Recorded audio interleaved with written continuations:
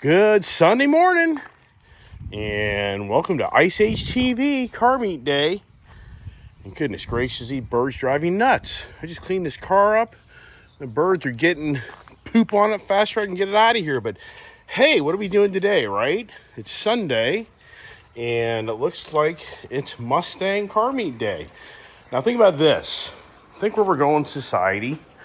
Here's the Mustang Mach-E GT, PPE. And, let's start this thing up, right? Okay, let's start it up. Yeah, okay, it's running.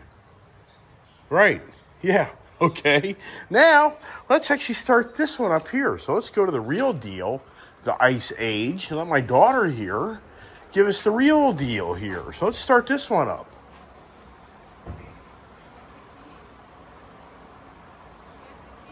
Oh my gosh, no key. All right, so let's try this one more time here.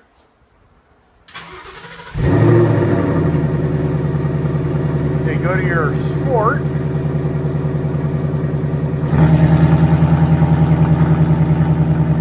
Wow. I mean, wow, right? Wow. Hey, look at my semi-hat I got. My nice little welcome letter here and my membership card here. All right, kid, you ready? We're heading to the car show. All right, now we're in the electric vehicle here. As you can tell, dramatic difference of sound, right? All right, this thing does make some noise, actually. If we go to the unbridled in here, unbridled. So, and extend. That's a whole different performance package. Oh, so you lose your one pedal driving, which for me,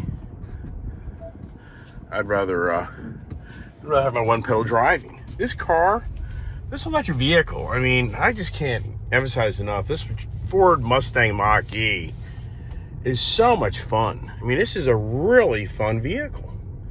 And, and I know the anti-EV people out there are like, oh, geez, you gotta be kidding me, right? Yeah, this Mustang Mach-E, it's my first electric vehicle I've owned as far as a drivability on the road car. Like, I didn't buy my kid a cheap electric vehicle, right? I mean, yeah. So, this car here, this is just one pedal driving. When the car comes to a stop, because it's the regen energy here where you're able to repower your battery by, letting off the accelerator pedal. Is that what we're gonna call it? The accelerator pedal? You don't call it the gas pedal because it's not a gas-driven vehicle. So, it's really cool. And right now, if you see up here, this is the performance end of this vehicle where you get really, you have to go to unbridled extend, which I just showed you, to get all the power out of this vehicle, which turns it into like the track mode for this vehicle. But I turned it off because I love this one pedal driving where you don't use your brake and accelerator pedal when you're jumping your feet back and forth all the time. So it's just a really, just such an easy drivability car. Now, if anybody's watching my video last night, I'm sure they'll be like, wait a second, what's going on here? Why are you driving the Mustang Mach-E? Well, last night, you spent the evening with your kid making a video cleaning up the Mustangs in the Mach-1. And, I got to thinking to myself, let me make the theme today. What's the theme today in the Sunday conversations? And, I had exhaust, theme conversation, and I thought to myself, why don't we make it the EV theme Sunday morning conversations because of what's going on right now in this country and the world with, EV vehicles. All right, so here we are. Here we get on the road, and this car just has instant, power. It's just incredible. You drive this vehicle, and it does spoil you because it's just so, fast and quick. That was half the accelerator pedal. Now, you don't get that engine noise or that exhaust that my kid has right now behind me, but oh my gosh, this thing here is just so much fun. It really is. can't emphasize enough, the Mustang Mach-E to me is just a really fun vehicle. Now, let's go to this here. This is another cool feature. All right, so let's go to our Blue Cruise. So this thing here, it drives itself. This vehicle has the, adaptive cruise control on. And if this was a mapped road, meaning that if they had programmed into this vehicle the capability to let go of the steering wheel, but they don't really want to do that in these oncoming 2-lane roads. But this is a main highway. You don't have your hand on your steering wheel because the car drives itself. And everybody knows that conversation as well. But I mean, it's just such a comfortable, driving vehicle. And just listen to it.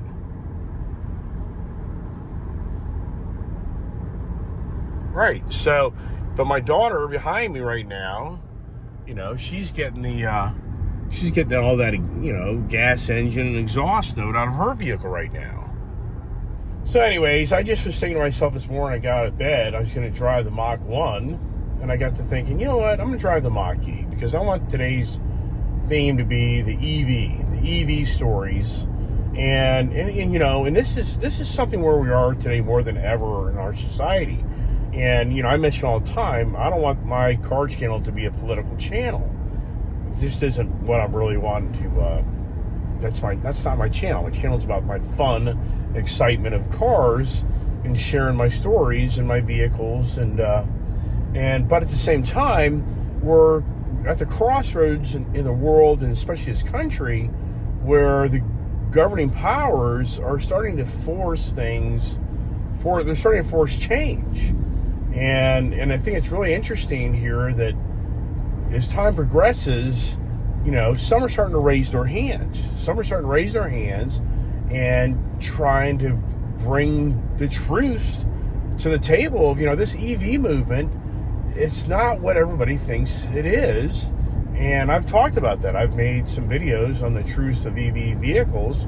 And what's really interesting here this past week is you've got Carlos, that's the CEO of Stellantis, and a lot of people don't really know this name Stellantis at this time, because Stellantis is what used to be Peugeot of Europe, and Peugeot of Europe bought out Fiat Automotive and Chrysler Automotive, because Fiat and Chrysler used to be one company, which is the Jeep, Ram, Dodge, Fiat, Alfa Romeo, brand, and I think Ferrari as well.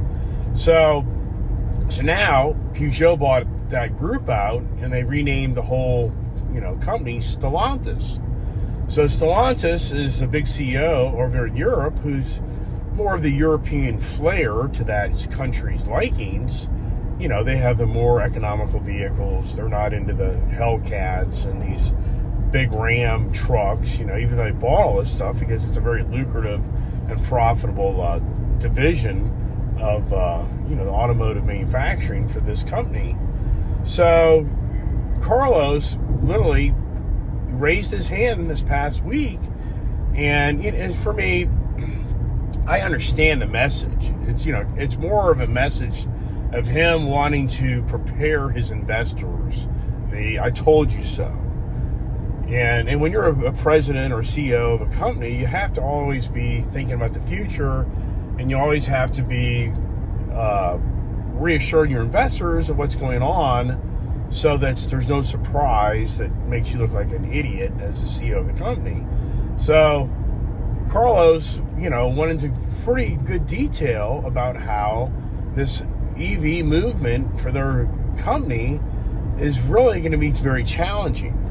And the reason he's talking about this is we're hearing more than ever the supply issues of manufacturing vehicles.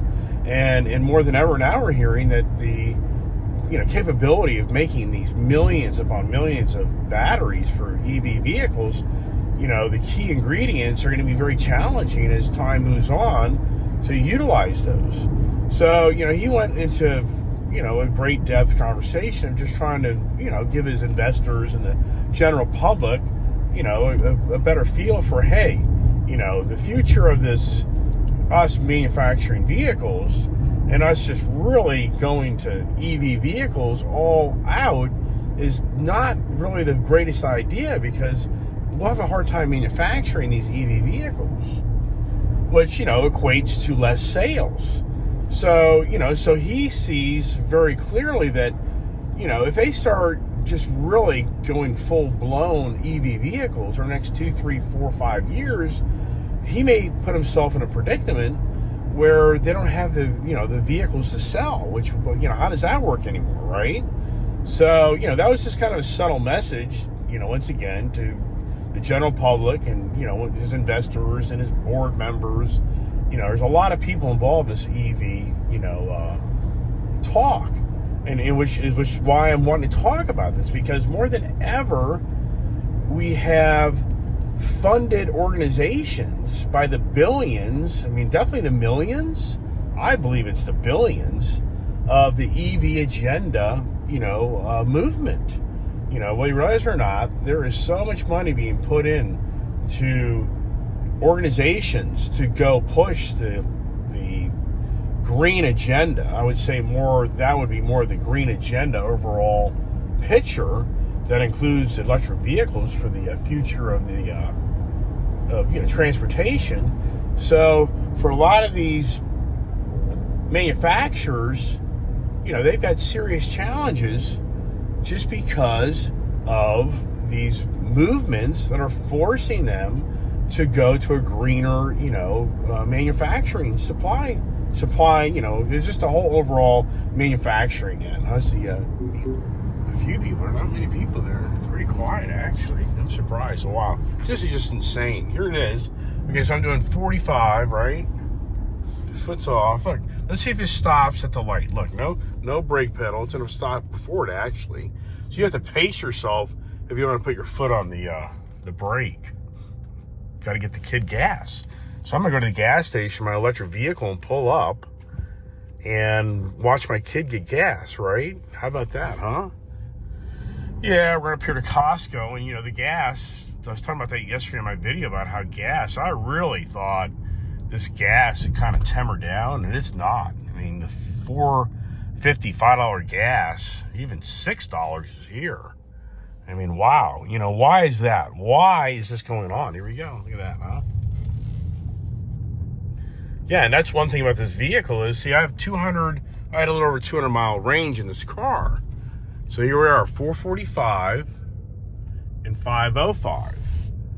Okay, so let's go way over here so my kid can just follow me in. And yeah, look here, I'm gonna buy gas. Yeah, now for this car, it takes the premium. So let's see if she knows how to do the Costco way. You know how to do this? So you gotta put this card in first. Don't show your ID.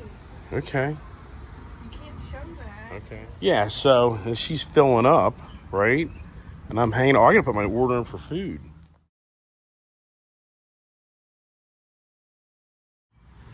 Now my daughter's funny. She said something this car never thought it would see or do. Be at a gas station. Ain't that the truth? All right. So let's start her up. What's going on? There it is. See, do you even know if the car's on? It's crazy. It is. I don't know, man. I think you hear the stories of people, their car's on, or is it on? Is it off? On? What the hell is going on, right? Yeah. You'll definitely know if that gas engine's on, right? Let's see if I hear my kid's car. I don't think she turned the exhaust on.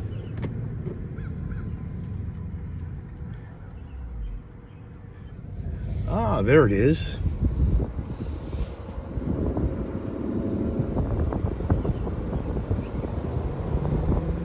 Tell you, she's a lot more cautious driver these days. Everybody's following my YouTube channel. You understand that. I can't emphasize enough that she really had a hard lesson in life. And I know so many people have, been like, you're crazy for putting your daughter back in a Mustang after she totaled your bullet Mustang. And, for me, what am I going to do? Punish my kid for the rest of life because she had one mistake? I mean, to me, I try to take things, make a bad thing into a bigger, better thing. That's what you have to do. And that's called success in life, not failures in life. But anyway, so, back to this EV, the green agenda. So, what's going on more than ever, and as I mentioned earlier, is, I don't want my channel to be a political channel, but where we are today, more than ever in our society, we have governing bodies that are being borderline manhandled by movements. And one of the movements that we're witnessing in this country right now more than ever is the green agenda. And, and for some people, they'll be like, oh, geez, well, here we go. And, well, I'm sorry. The green agenda is having a huge impact on the economy of this country and the world, where, we are paying dearly for energy more than ever. Fertilizers, manufacturing. There's so many things going on behind the scenes right now that a lot of people don't realize, that this green agenda movement is very, very expensive. It's extremely expensive. And, and the theory's always been that the green people want expensive energy because it forces mankind to go a different direction for alternative energies. And more than ever, you have to borderline believe that this is happening in our governing powers at this time in this country. That, it's forcing the hand for people to wake up and realize you got to change your lifestyle. And if you don't like it, well, then, oh, well, too bad, because you're just going to pay for it. And for me as an individual, I'm an open-minded individual, and I don't have a problem with change, but at the same time, it's easy to get radical on one's beliefs and what they think they know is the end result to, help manage the world's challenges with the carbon footprint. And, and most people are very abreast to understand all this language that I'm talking about based on, if you read things, you understand. So, the kid here. All right, now it's here at Panera. We're at Panera. And we're going to get our breakfast. Somebody hit it. I think some kid muscles bent it. No. Oh, yeah, they did. All right, I can hear cars going down the road. Or is that an airplane? Nope. Cars. All right, got our Panera, got the coffee, got breakfast to go hang out in the parking lot and stuff our faces. We talk to people, right? So, so back to this, green agenda. So, and once again, this is not me this morning wanting to make a video to offend anybody. I'm just telling you what the perceptions are, and hey, I could be wrong. I can take that in life. I can take no's. I'm all right. I'm a big boy. I can kind of take that stuff in life. But at the same time, you do have to wonder, what is driving the energy prices through the roof. And trust me, I used to be an oil salesman. I used to work in that industry. I worked in it for close to 10 years. So I understand a lot about that industry. And, and I understand we're in a war in Europe. I understand, I understand there's been supply chain issues. But at the same time, you have to say to yourself, how does this make any sense, being that more than ever in our society, people are now remotely working at home? More than ever, an Amazon van drives around and makes a delivery to 50 to 100 houses of packages versus 50 to 100 vehicles being on the road to go get that same thing at the local store up the street or whatever. So if you start looking at the overall picture of what's going on with transportation in this country, it's changed. And actually, we're not using as much energy because of what I just kind of on the tip of my tongue talked about. And I live on the roads, and I'm telling you, the roads are lighter. So you have to say to yourself, why all of a sudden the gas prices through the roof when the demand is actually down? isn't it supply and demand? And yeah, and so another thing you have to ask yourself is, I'm not hearing any big CEOs of big oil complain about these gas prices. And something that people don't think about is during the pandemic, the big oil lost a lot of money because people weren't driving around. I mean, there's a lot of variables that were going on back during that pandemic of businesses going broke, beyond broke. And so for the oil industry, they took a pretty big hit. Everybody took a big hit for the most part. And so you have to say to yourself, okay, so yeah, big oil, those guys, we had like a negative $30 barrel of oil at one time. The oil was looked at as being worthless. It wasn't even worth anything. But now yet we have $110, $103, $110, $114, it jumps around everywhere. And so, what's the deal with that, right? I mean, being that, okay, we went from barely using any fuel to now our economy and countries trying to come back, but it's still not what it was. We're not back to pre-pandemic transportation.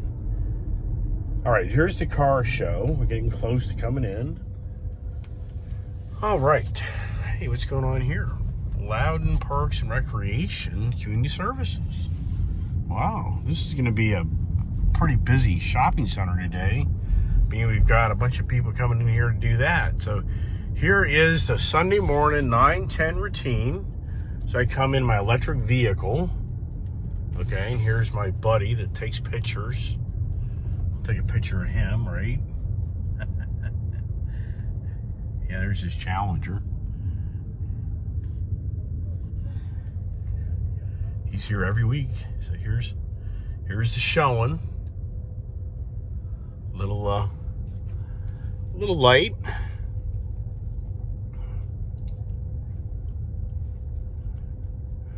Crazy cat. Like that. Here's a nice Mustang. Wow, just think if I could get all 4 of my Mustangs here. Petty's Garage. Oh, I like that. That's a nice theme. That's really cool. Very cool.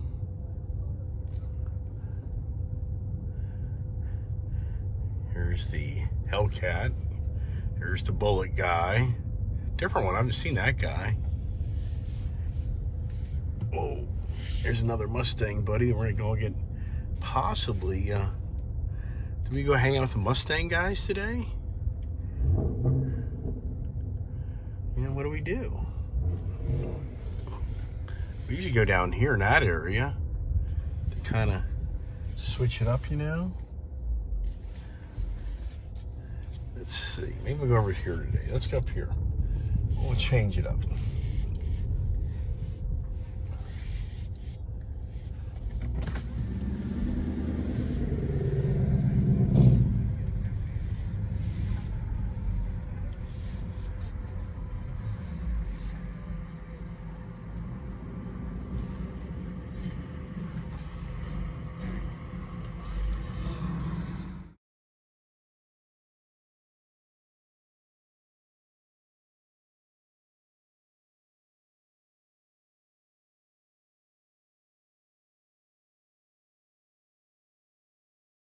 Wow. So what year, tell us about your Hellcat Charger here. What year is this? 2015. It's got a little over 61,000 miles on it. Oh my gosh. So let's walk up here, and you got a roll cage in this thing, or? It's for a 5-point harness. That's not a roll cage, that's a harness bar.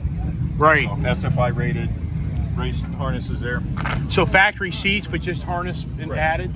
Right. Okay. So look at the aesthetics on this engine. That is just beautiful. I mean, that is really nice. So what did you do to the to redo the heads, valves, or? In this case, it's port polish the blower, 105 throttle body, 1050 injectors, upper and lower pulley combinations. So you got a lower overdrive pulley and 2 choices of upper pulleys to change the boost output.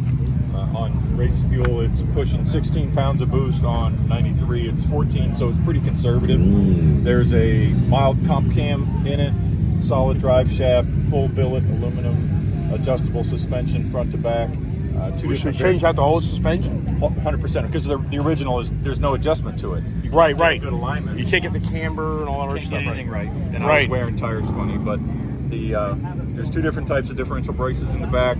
So solid drive shafts rated for over 1,000 horsepower. The axles in the back are rated for around 1,400. I'm never going to reach that, but it's better to have it as far as the security than not.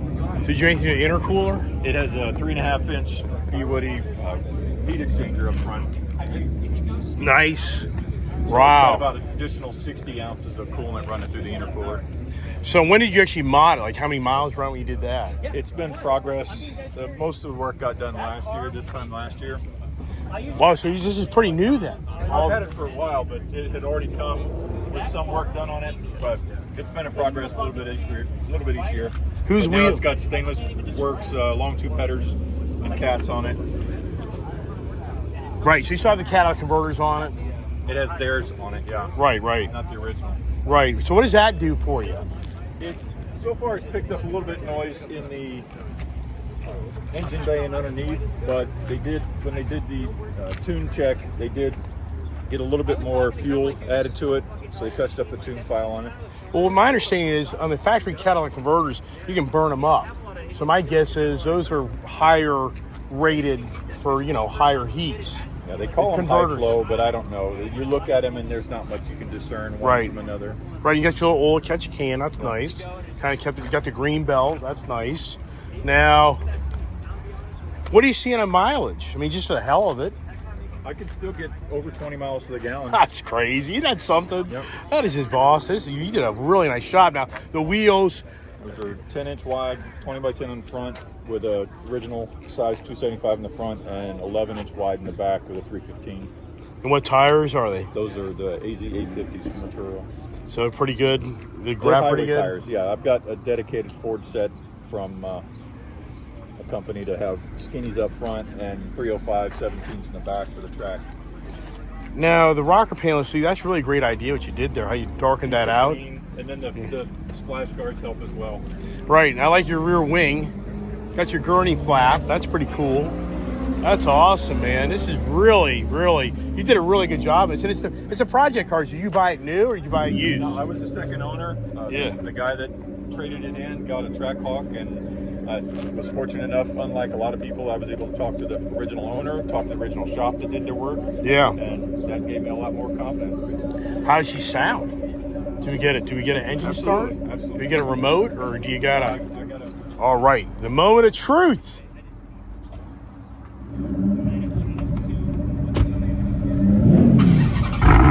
Oh man. Wow. That's nice. That is really nice. Oh my gosh. That's really nice. Oh man, that is sweet.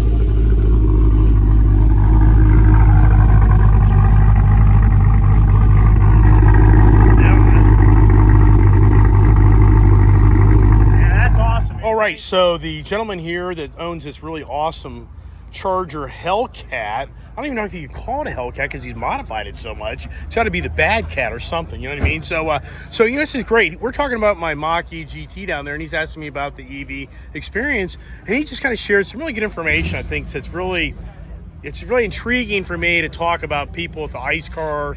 And then there isn't many people out there to talk about the EV car because, what's the dominant product here today at this car show? Is it electric vehicles or ICE age vehicles, right? So the gentleman here got to tell me that he went to an event with BMW electric vehicles, and I think it's really good information because he's just kind of, you're sharing with me, you were driving with the i4, Right. and he was just kind of sharing on how they had the performance more, series, then they had the more, tame, average person. Right, they had their sedan, they had their SUV style, or their small boxy SUV style, both of them with EV. Right. And so you actually tracked both of them? The only one that I tracked on their autocross course was the sedan. The SUV, they just had straight line acceleration testing, and there was a line stretched around How much there for that. how much power did I even have to even tell you that?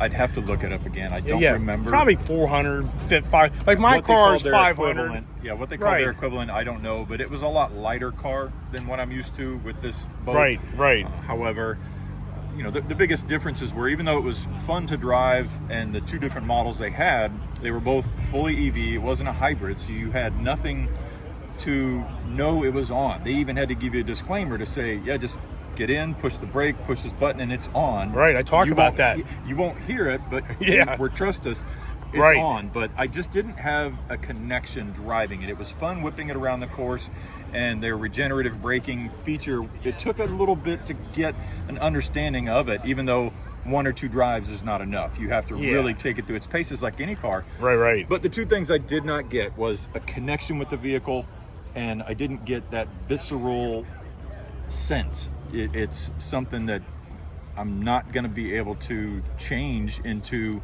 going from the internal combustion into an EV environment, because if something's going wrong, I don't want to be looking at my phone or at a screen or these big tablets in there to tell you that something's wrong. I want to be able to have a connection with the car. That's why I chose this. That's why I chose all my vehicles. I have to make a connection with them, and I just don't see an EV as part of that. Right. But what's incredible, like Ken Brock, you know who he is, and does the drifting. Have you seen his electric vehicle drifting? I mean, it's insane what these EV vehicles on power, can do. I mean, it's crazy to think that the instantaneous buy an incredible, powerful vehicle out of the gate to what? I think it was Rolls-Royce or Bentley. I think Bentley just released their new EVs and to do 0 to 60 in like 1.5 seconds or 1.5 seconds, outdoing the Plaid. I mean, that's insane. It's I'm sure a thrilling ride to have that kind of all-wheel drive, and it does keep traction. One of my other concerns, though, is that the EVs, albeit they have the performance element, they don't have the other items to make it a safe vehicle at that speed under those conditions. Yeah. And you'll find greater opportunities in the aftermarket to make safer things like suspension, driveline improvements, or motor improvements, to be able to take that kind of stress, as opposed to a commuter vehicle. EV is not supposed to be doing 1 point something. Exactly. It's nice to have it for an exhilarating ride. Right. A lot of noise from up here. Yeah. So and that's the biggest thing I think you hear about all people that think about the EV is the connection. Even though my Mach-E GT with that 4-wheel motor, it's a really fun car. And even for me, I'd be the first to raise my hand and say, is it going to be as fun as my GT500? No, it's not. It's not going to be as fun as my GT500. But at the same time, for what you get out of it, I think that, I think it's going the right direction. But I think the big mistake of my theme today is it's a big mistake of forcing the hand to the consumers that they can't have what we really have a passion for. Agreed. And that's the Ice Age. The one thing I see is that if you're an enthusiast and you buy one, you're going to drive it like an enthusiast would. If it is more of a virtue signal of we're saving the planet one vehicle at a time, I'm not buying that. Right, nobody is, really. I definitely don't buy it knowing what, if you do the research of what it takes to build them, what it takes to maintain them, and then what it takes to dispose of them, compared to an internal combustion engine, there's a lot more elements at work, and it all costs money. Right. Nothing comes free. Right. All right. Let's go on the Jeep. Look at this. These wild guys here with the Jeep here. That's pretty cool, isn't it? Look at that. Can your vehicle do this? I was looking at that. I like this Jeep, the red one. Yeah. Yeah, these are definitely off-road adventure father-son. That's who owns these right here. Wow, I really like this Petty setup. And that gentleman's leaving. That's really nice. So I took them off, but I have Nice paint theme and stripes and Is exhaust. this a Tom Petty car? Well, it's Petty's garage. What's a Petty garage? Tom Petty? Richard Petty, the great NASCAR I know who legend. you're talking about. He's got, I just he's didn't right. picture it. I just thought of Tom Petty, the singer. Right. Everybody's getting an itch to leave. Yeah. Now here is a Chevy lowered truck. This is interesting. Here's my Ferrari buddy.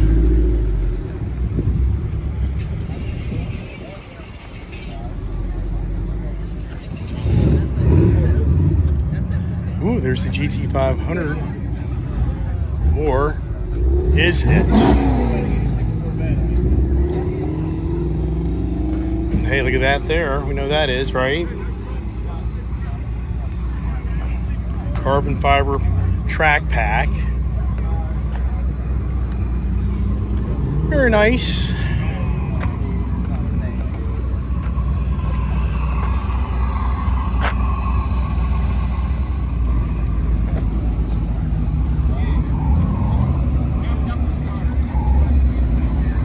This old 944 Porsche.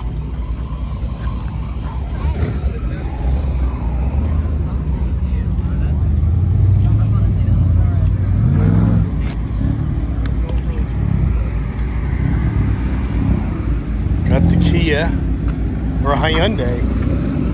Pretty neat. Mustangs.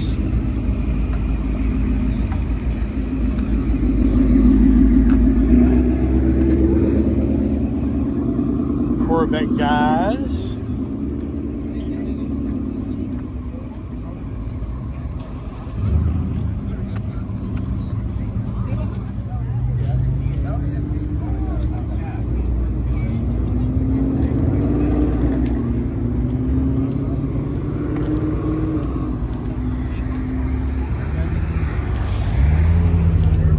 Look at that. Is that a Nissan? That's nice. Yep. R32. Skyline GTR. Look at that. I just bought one of these back in like 1989. Checking on you. Getting hot out here, isn't it? Yeah. There goes a little Toyota MR2.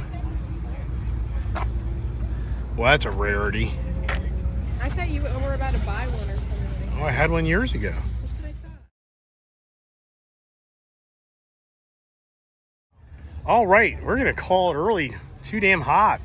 Standing here in this asphalt. So get in the Mach-E. Let's listen to my daughter's car here. Get it in the sport mode. See how long it takes her to do that, right? She's not paying attention. Where's your sport mode? There you go.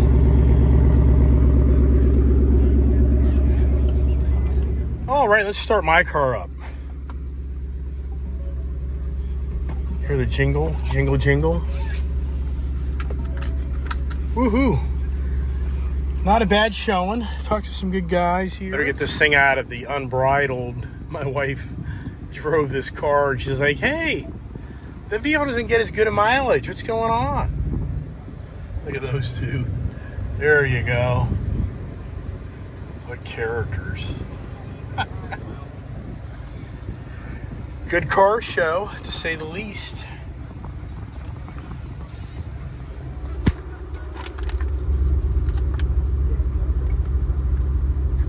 All right, I'm going to follow you. I'm going to follow you so I get your exhaust noise. All right, here comes Ice Age number 1.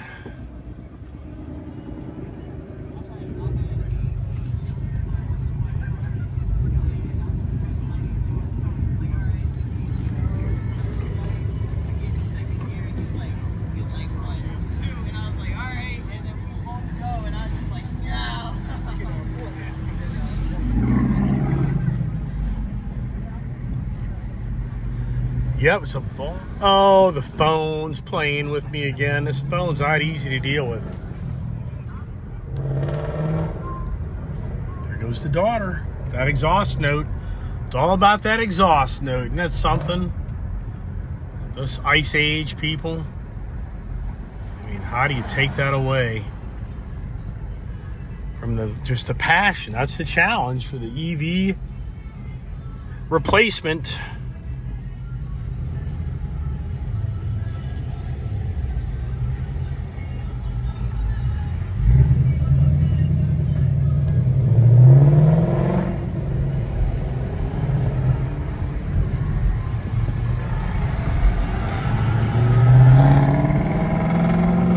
Yeah, I know. Just ran a red light.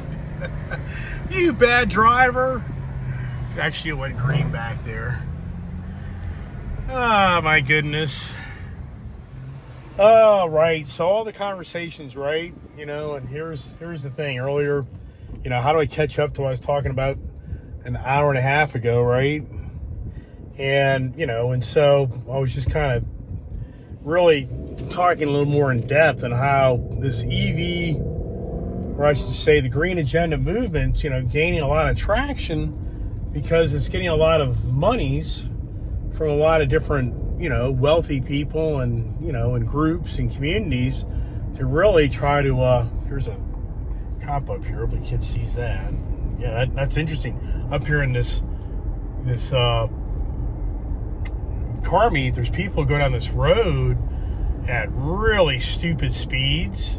And I just think, man, if there's the Leesburg police set up here in this median behind trees all the time, and I'm just thinking, man almighty, you know, if you go down this road at 100 miles an hour, you're done. But here's a guy that's getting along down the road pretty fast. You know, I don't know if they're going to try to get this guy or not, because there's somebody who's going to be worse than them. So it'll be interesting to see if the police come after that person. I don't think they will. We're in the big ticket. So anyways, you know, my conversations this morning about the energy prices that we're seeing, which even for me, I said earlier, is I'm stumped that this fuel is staying as pricey as it is. And, you know, just, you have to wonder. You have to really wonder to yourself, you know, is there really a shortage of oil? I mean, there really isn't. And, you know, the oil companies, these guys are making really good money right now. So why are they going to step up to the plate and say, hey, everybody, back during the pandemic, you know, we lost a ton of money and you guys didn't cry for us back when you had cheap ass gas. I mean, so you're not going to get anywhere in that, you know? And so more of the conversation for me is, you know, I think more of us need to be abreast that there's a major movement that's funded heavily to really start to force us on different energy sources more than ever. And to me, it seems like they're taking advantage of the situation right now in the world because of the pandemic-related challenges that we have, because of the war in Europe. You know, there's a lot of variables that are going on, but at the same time, there's a lot of policies that in this country that are being forced that are kind of creating the issues as well. You know, keep in mind the barrel of oil is traded on a world market, so you have to kind of that's a whole other variable. But you know, I guess what I'm trying to emphasize to a lot of people in this morning's theme of EV vehicles, I honestly think that as time progresses, more CEOs of companies are going to raise their hand and they're really going to say, look, you know, it's really being misled to think for us to push on the consumers thinking in this EV revolution in cars is really going to satisfy the means of what we're trying to accomplish. And, you know, and what I mean by that is for the manufacturers, they're not going to be able to stay up with the demand. I mean, one thing is for sure, the demand for electric vehicles is definitely growing, so it's not declining.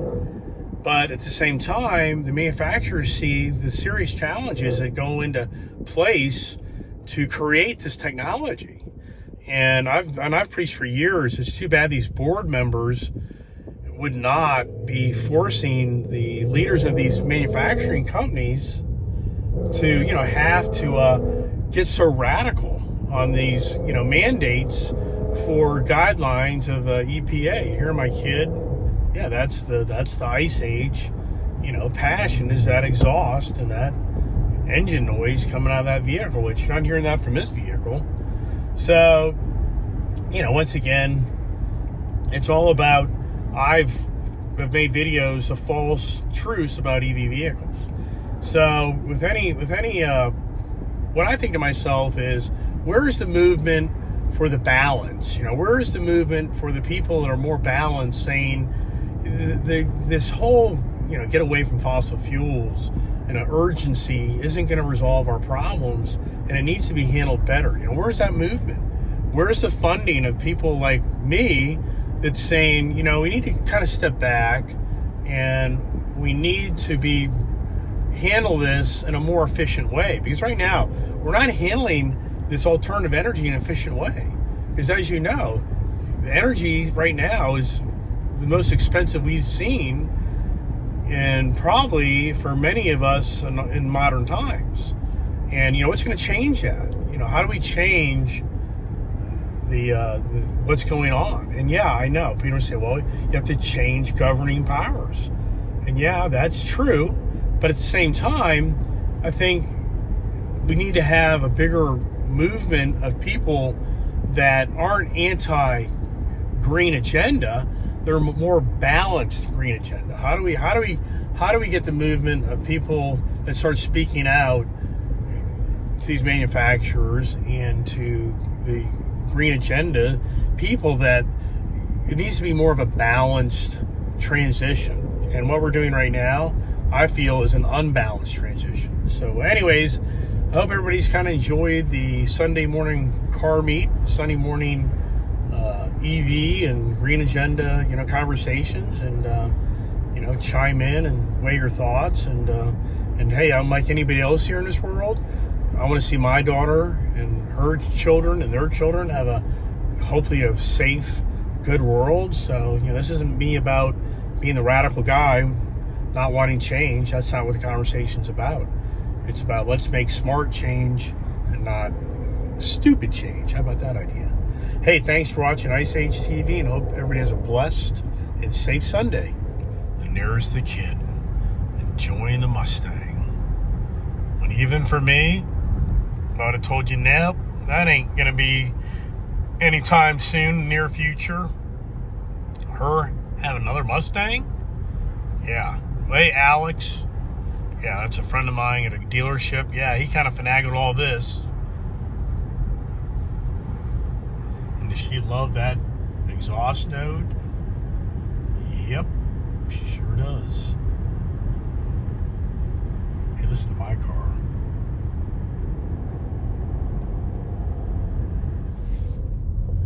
Can we hear it? I get all the wind noise, right?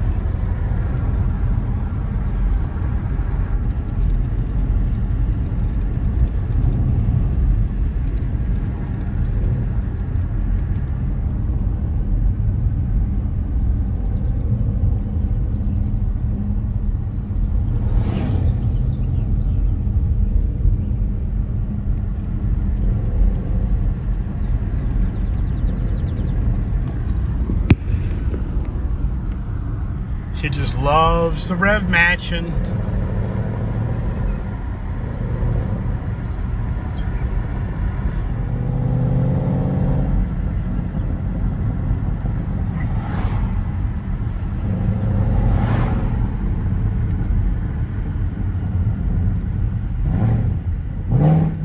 There you go.